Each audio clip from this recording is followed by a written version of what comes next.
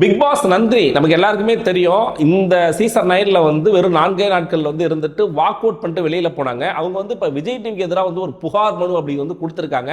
அதுக்கப்புறமா வந்து செய்தியாளர்கள் வந்து சந்திச்சிருக்காங்க. அந்த செய்தியாளர் சந்திச்சதுக்கு அப்புறமா வந்து நிறைய கருத்துக்களை சொல்லியிருக்காங்க. முக்கியமா விஜய் டிவிக்கு எதிராக நிறைய கருத்துக்களை சொல்லியிருக்காங்க. அந்த கருத்துக்கள்ல நமக்கு எது உடன்பாடு இருக்கு, எது உடன்பாடு இல்லை அப்படிங்கிறத பத்தி அந்த வீடியோல பேச போறோம். அதுக்கு முன்னாடி நந்திரிக்கு வந்து ஒரு சல்யூட். ஏன்னு சொல்லி கேக்குறீங்களா? விஜய் டிவி மாதிரி ஒரு மிகப்பெரிய கார்ப்பரேட் நிறுவனத்தை எதிர்த்து பேசுறதே பெரிய விஷயம். அவ்வளவு நம்ம மாதிரி யூடியூபர் பேசுறாங்க அப்படின்னா அது வேற.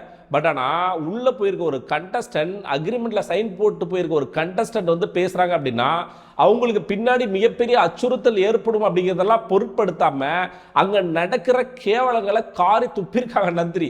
அதுக்கு வந்து முதல்ல ஒரு சல்யூட். ஏன்னா வந்து அவ்வளவு சீக்கிரம் யாரும் பேச மாட்டாங்க நண்பர்களே. அக்ரிமெண்ட்ல எல்லாத்தையும் சைன் போட்டு தான் போயிருப்பாங்க. இன்னும் சொல்ல போனா அந்த பிக் பாஸுக்கு அப்புறமா வந்து ஒரு 5-6 மாசத்துக்கு வந்து ஒரு எந்த டிவி ஷோலுமே பங்கேற்க முடியாது. இப்ப நிறைய பேர் கமெண்ட் போட்டுறீங்க, ஏன் பார்ப்பு போயிட்டு ஜி தமிழில் போயிட்டு ஜாயின் பண்ணணும், ஜாயின் பண்ணால் தான் வந்து அவங்க வந்து நல்லா பண்ணால் இவங்க வந்து இரிட்டேட் ஆகும் அப்படிலாம் சொல்கிறீங்கல்ல.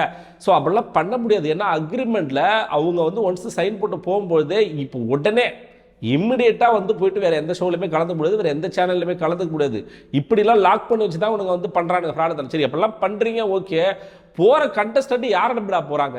உங்களை நம்பி தானே போகிறாங்க. 2 கண்டஸ்டன்ட் உங்களை நம்பி போனாங்க, உங்களுக்காக கண்டென்ட் கொடுத்தாங்க, உங்களுக்காக உழைப்ப போட்டாங்க, உங்களுக்காக எல்லா விஷயம் பண்ணிட்டு அவங்கள வந்து இதை சக்க மாதிரி மென்னு துப்பிட்டீங்களேடா அப்படிங்கிறதா என்னுடைய கருத்து. அதை தான் பிக் பாஸ் நந்தினி வந்து செய்தியாளர்கிட்ட சொல்லும் பொழுது பாரு கமுடுதுன்னு நல்லா யூஸ் பண்ணிக்கிட்டாங்க அப்படிங்கிற மாதிரி சொன்னாங்க. அதை நான் போக பார்க்குறேன். முதல்ல ஃபர்ஸ்ட்ல இருந்து வருவோம். ரெண்டாவது வந்து இவங்க என்ன சொல்றாங்கன்னா, ஃபர்ஸ்ட் வந்து ஒன்ஸ் எபிசோட் முடிஞ்சதுக்கு அப்புறமா வாக் அவுட் பண்ணதுக்கு அப்புறமா பெருசாக கண்டுக்கல சார் அப்படின்னு சொல்றாங்க. எதுக்கு கண்டுக்கணும் அப்படிங்கிறது இதில் வந்து மாற்றுக்கிறது. ஏன்னா வந்து நீங்கள் வந்து ஷோ கேம் ஆடலை. ஃபர்ஸ்ட் உங்களை மாதிரி வந்து எவ்வளோ பேர் வந்து இந்த வாய்ப்புக்காக இயங்கி நின்னாங்க தெரியுமா? அப்படி இருக்கும்போது நீங்கள் போயிட்டு நீங்கள் வீட்டாகி போகும்போது நான் வந்து இவங்க வந்து விமர்சனம் வச்சிருந்தேன். ஃபர்ஸ்ட் அது உண்மைதான்.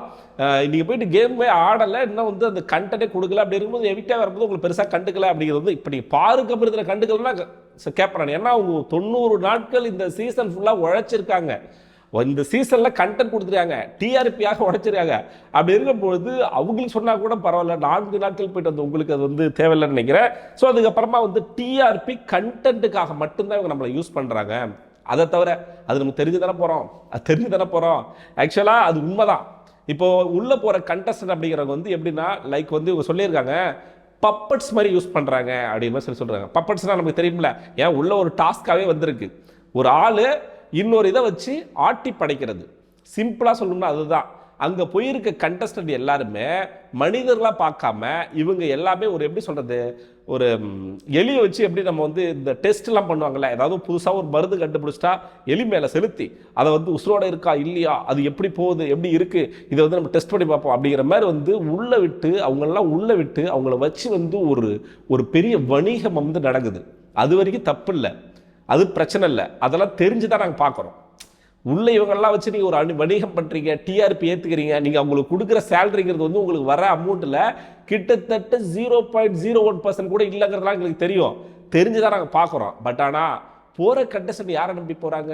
உங்களை நம்பி தானே போகிறாங்க. உங்களை நம்பி போகிற கண்டஸ்டண்ட்டை நீங்களே யூஸ் பண்ணிட்டு நீங்களே தூக்கி போடும் போது தானே இங்கே விமர்சனம் வருது.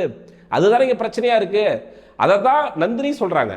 உங்களை நம்பி போகும்போது ஏன் சார் அப்படி பண்ணுறீங்க அப்படிங்கிறத அவங்களும் கேட்குறாங்க. ஸோ அதுக்கப்புறமா வந்து கம்மு பாரு ரெட் கார்டு விஷயத்தில் வந்து எனக்கு உடன்பாடு இல்லை. ஏன்னா லிட்டரலாக வந்து கம்மு பார்வதை வந்து இவங்க வந்து யூஸ் பண்ணிக்கிட்டாங்க.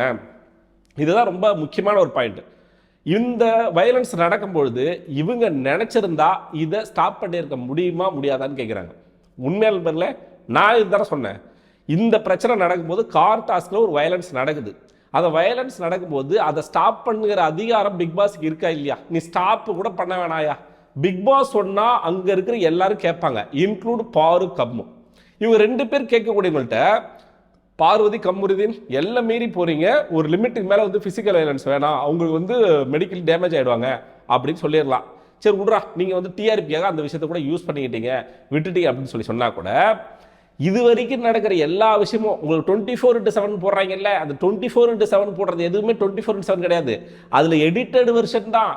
இப்போ கானா வினோத்தை ஃபோக்கஸ் பண்றாங்கன்னு வைங்களேன், கானா வினோத் 24 மணி நேரமா என்ன பண்ணிட்டு காமிக்கிறாங்களா, அதே டைம்ல வேற ஒருத்தவங்க என்ன பண்றாங்கிறத அடுத்த நேரம் போடுறாங்க, அப்படியே எடிட் பண்ணி அடுத்தது போடுறாங்க.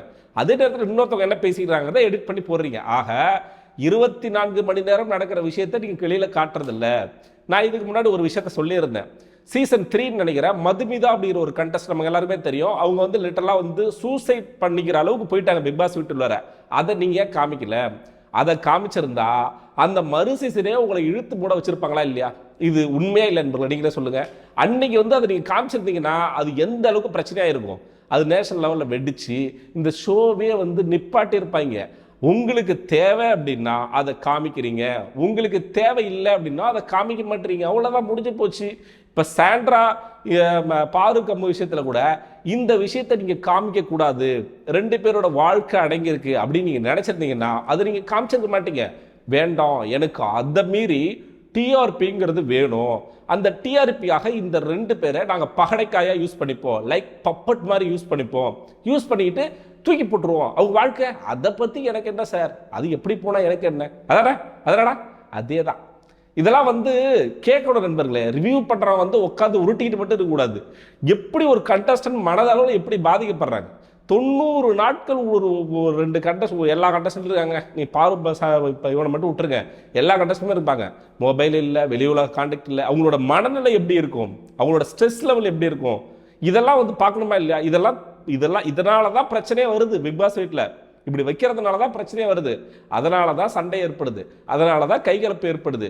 அப்படி உங்களுக்கு அவங்க மேலே வந்து கரிசனமோ அக்கறை இருக்குது அப்படின்னா அந்த வயலன்ஸ் அங்கேயே ஸ்டாப் பண்ணிடலாம். அதை கூட வேணாண்டா, ஏன் அதை கூட எதுக்கு அவ்வளோ தூரம் போகிறீங்க?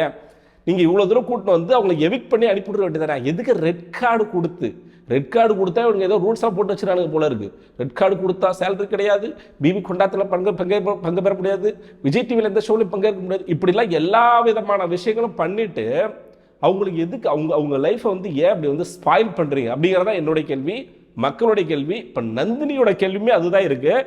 ஸோ அதுக்கப்புறமா வந்து பாரு இல்லைன்னா அந்த ஷோ இருந்திருக்குப்பா அப்படின்னு நந்தினி கேட்குறாங்க. நான் கேட்டால் என்ன பியா இருக்கிறீங்க, நந்தினி சொல்கிறாங்க. இதுக்கு பதில் சொல்லுங்கள். பாருவை வச்சு 90 நாட்கள் வந்து கண்டென்ட் பண்ணீங்க இல்லையா? அது பாசிட்டிவாக பண்ணீங்க, நெகட்டிவாக பண்ணீங்க அப்படிங்கிறதுலாம் வேற விஷயம். பண்ணீங்களா இல்லையா? பாரு 300 ப்ரோமோவில் வந்து 220 ப்ரோமோவில் வந்து பாரு வந்தாங்களா இல்லையா?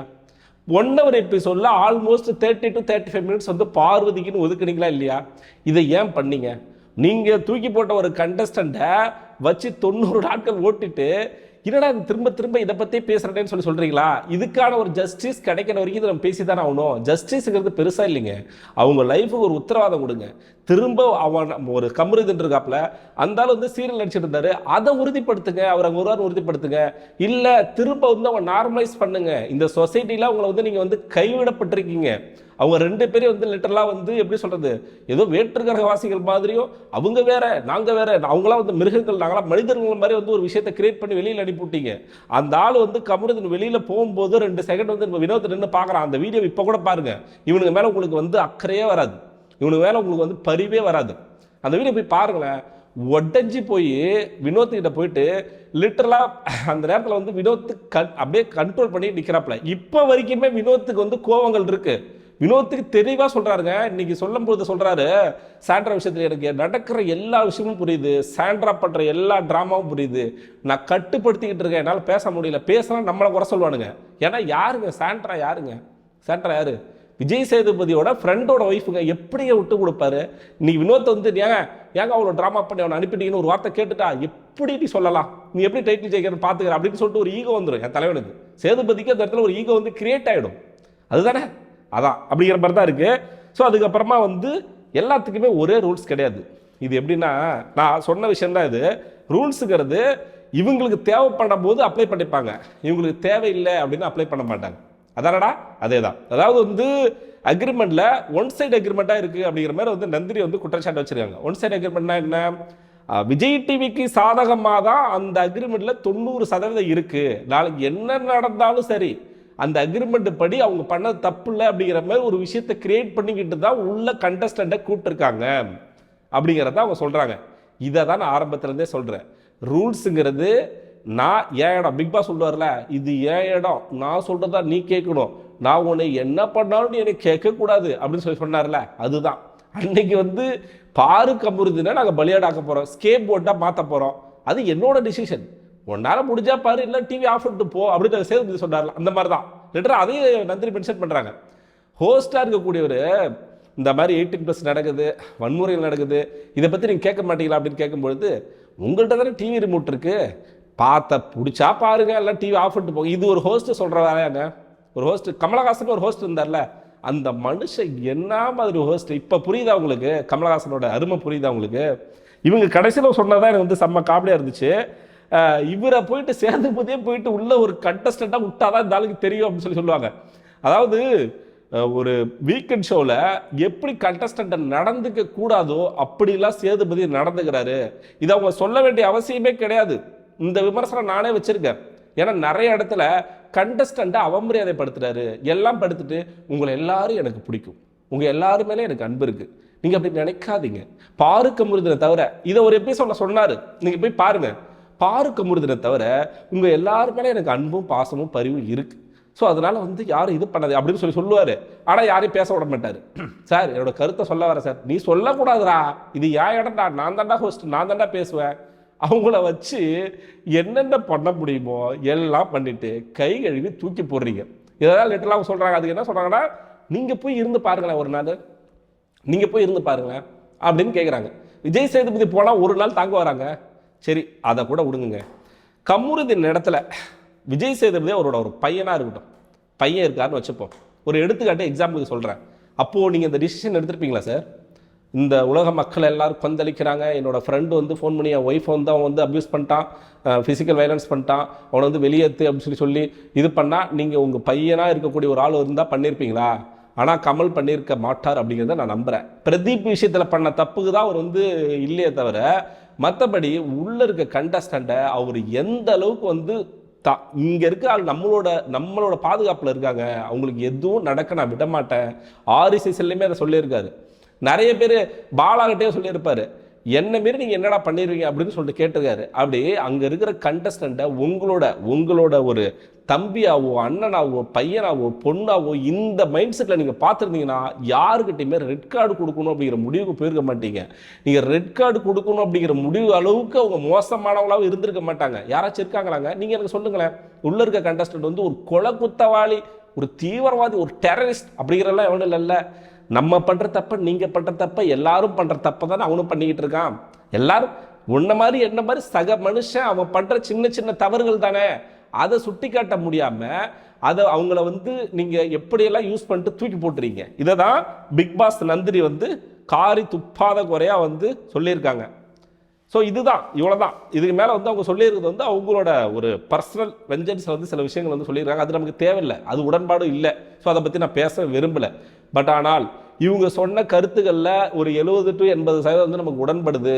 மக்களாகிய நீங்கள் தான் யோசிக்கணும். இந்த பிக் பாஸ் ஷோ அப்படிங்கிறது வந்து தப்பான விஷயம்லாம் ஒன்றும் கிடையாது. இது ஒரு கேம் ஷோ. பட் ஆனால் இந்த கேம் ஷோவில் போகிற ஒவ்வொரு கண்டஸ்டண்ட்டும் அவங்களோட பாதுகாப்பையும் அவங்களோட ஃபியூச்சரையும் மைய கருத்தில் கொண்டு அதுக்கான அக்ரிமெண்ட்டை கரெக்டாக சைன் பண்ணிக்கிட்டு உள்ளே போகிறது இன்னும் சிறப்பு. விஜய் டிவி ஒரு வேளை பார்த்தா உள்ளே போகிற கண்டஸ்டண்ட்டோட ஃபியூச்சர் உங்கள் கையில். நீங்கள் அவங்களுக்கு வந்து பெரிய அளவில் வந்து தூக்கி விடலை அப்படின்னாலும் அவங்களோட லைஃப்பை பாதிக்காத அளவுக்கு நீங்கள் முடிஞ்ச அளவுக்கு நடந்துங்க அப்படின்னு சொல்கிறேன்.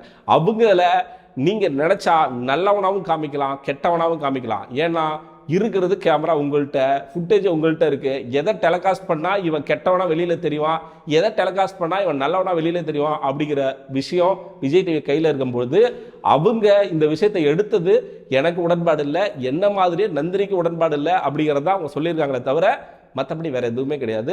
இந்த வீடியோ உங்களுக்கு பிடிச்சிருந்துச்சி அப்படின்னா தயவு செஞ்சு லைக் பண்ணுங்கள், கமெண்ட் பண்ணுங்கள், ஹைப் பண்ண மறந்துடாதீங்க. இதே மாதிரி அடுத்த வீடியோவில் சந்திக்கிறேன். அதுவரை உங்களிடமிருந்து விடைபெறுவது நான் ஏவி.